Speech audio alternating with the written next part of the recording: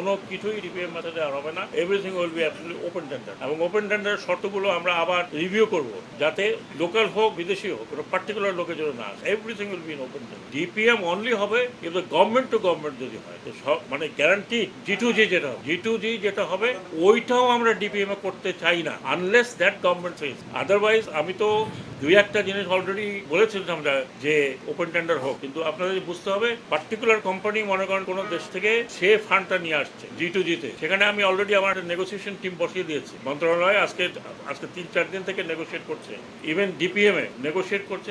আমি বলেছি price has to B reduce, হয় প্রাইস রিডিউস করো, না হলে ইউ ক্যান লিভ। আমরা আরো 2 বছর অপেক্ষা। এখন কথা হচ্ছে কতগুলো কাজ আছে জি2জিতে ধরেন 1 বছর থেকে পড়ে আছে, ডিসিশন হচ্ছে। যেমন ধরেন আমি কথা বলি মংলা পোর্টে তো আমরা খালি চিটাগাং পোর্ট নিয়ে ব্যস্ত, তো মংলা পোর্টেরও তো আমরা একটা বড় পোর্ট, সেটাকে আমাদের চালু করতে হবে। এখন সেইখানে অনেক বিষয় আছে যেখানে নতুন করে জেটি তৈরি হচ্ছে। দুটো দেশ অলরেডি আমার আগেই একটা আপনারা জানেন ভারত এলওসিতে করতেছে, আর একটা চায়না নিয়ে আসছে, সেটার সাথে আমাদের নেগোসিয়েশন চলছে। ভারতেরটা এখনো কাজ শুরু হয়নি, আমি হাই কমিশনে আসবেন তখন ওনার সাথে ফার্দার আলাপ করবো। তো সবচেয়ে জি2জি যদি এখন ওটা বাদ দিয়ে দেয়, যেটা হবে খুব পরিষ্কার করে বলি আপনাকে, যেটা হবে এই কোম্পানি থাকবে না। তাহলে যেই কোম্পানি আবার পাবে, কারণ ওপেন টেন্ডারে করতে হতো ওই দেশের কোম্পানি, ওই কোম্পানি যখন পাবে সে আবার দৌড়াবে ফান্ড অ্যালোকেশনের জন্য। সেই ফান্ড অ্যালোকেশন করতে আরো 2 বছর লাগবে। কাজ শুরু হইতে আরো 3-4 বছর লাগবে। এর মধ্যে কত কিছু হবে আমি তো বলতে পারি না।